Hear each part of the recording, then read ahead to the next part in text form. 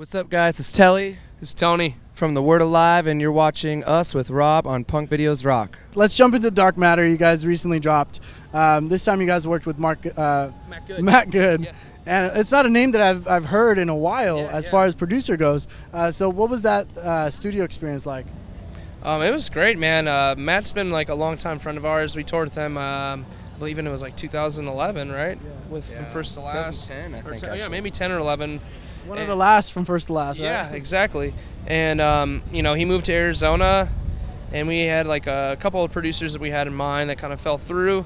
And Matt was just like an option to be at home and take as much time as we wanted and needed and collaborate with him. And it just went over very well. Like, we got to do a lot of pre-pro and got to sit there and actually try vocals and hear vocals over songs instead of just like throwing out songs and be like, all right, Tell you, here's the songs. Like, we got to sit there and everyone, you know, put in their 2 cents. Everyone actually wrote a song in the band almost. Like, yeah, Telle wrote a song.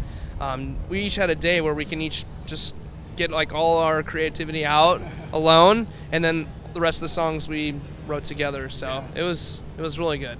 Was that the best like way to write a record?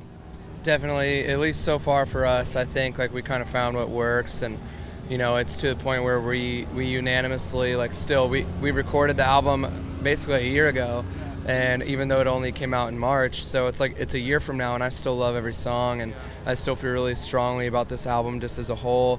And it's definitely, you know, it's like the first time where I feel like we actually knew who we were leaving the studio, and like we did what we wanted to do and came in and we did what we were, you know, set out to accomplish. And then now it's just enjoying, you know, playing those songs. It's, you know, becoming our most successful album, and just seeing the reaction of it, you know, on Warped Tour, and it's been pretty awesome. Now this is the 4th album. How different are you guys today as opposed to going back to Deceiver?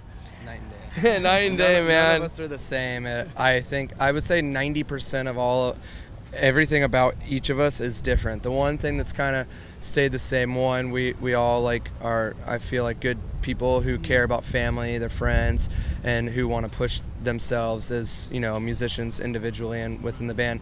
Everything else pretty much has come, gone, shifted. You know, tastes have changed. People have gone through, you know, really good times, really bad times. The band has gone through really good times, really bad times, and you know, but we've made it through on the other side, and now we're just at a point where we can kind of enjoy what the Word Alive is. And you know, being 8 years into a band, it's nice because it's like people know what they, you know, can expect from the Word Alive, which is a great live show, and that we're always gonna write an album that's different from the last. And so it's a cool time to be in our band.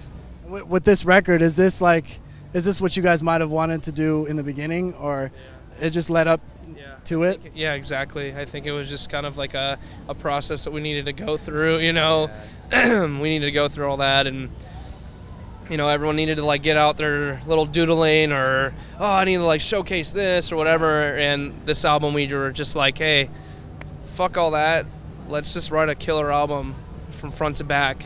And we didn't want to put any song that we felt that wasn't going to be that, you know. And we wanted it from the beginning to the end to be proud of it, you know. We wanted it to be just great. And I mean, regardless if no one likes it or whatever, we left the studio and we're very, very happy, and that's all we can ask, you know. Or that's it. Now, you guys mentioned all the good stuff with recording with Matt, but is there a way that he challenged you guys this time in the studio, whether trying new writing styles or trying new like guitar riffs or whatnot? I mean, yeah, I mean, he is pretty much the first producer that's told us like, no, like that sucks, like no, like this is not as cool as you think it is, or this is not your best.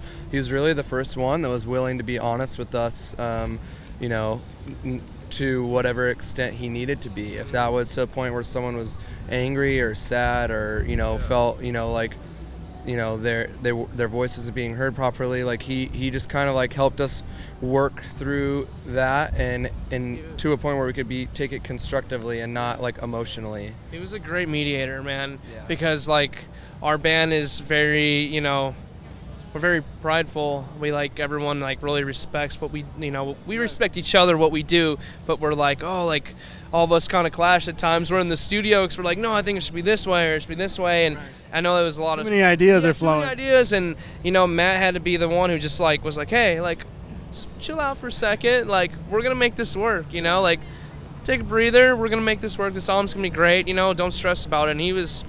Like, just him handling, like, all our personalities, he killed it. And that's why I feel like our album did so well, is because he can handle all that, you know, differences. And, yeah. Well, what's next for you guys? This tour wraps up in about a week. Are you guys going back on the road? Or are you guys going to relax for a little bit? Yeah, in some ways, unfortunately. Not that we don't want to play these shows because they're going to be huge and awesome, but we go straight to Europe. Right after this, which it's just hard because Warped Tour, we've never done something immediately after, and kind of you have this like false sense of Warped Tour is almost over. That means I'm going to be in my bed soon. You know, I'm going to be able to take like a week off of life and just not do anything.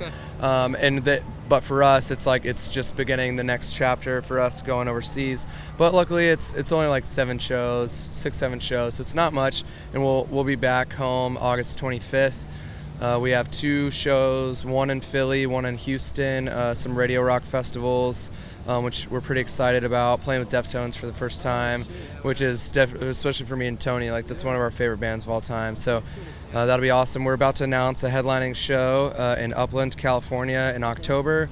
And then we have a tour we'll be announcing shortly after Warped for November, December. So we got to keep busy. We've taken long breaks before, and we just started losing it. Like maybe a month or 2. Right. It's like, all right, this is great. But then we start getting, you know, a little stir crazy. Like, all right, I need to get out of here. Like, I need to do my job. I need to have fun with my buddies. Keep that flow going. Yeah, exactly. Yeah, exactly.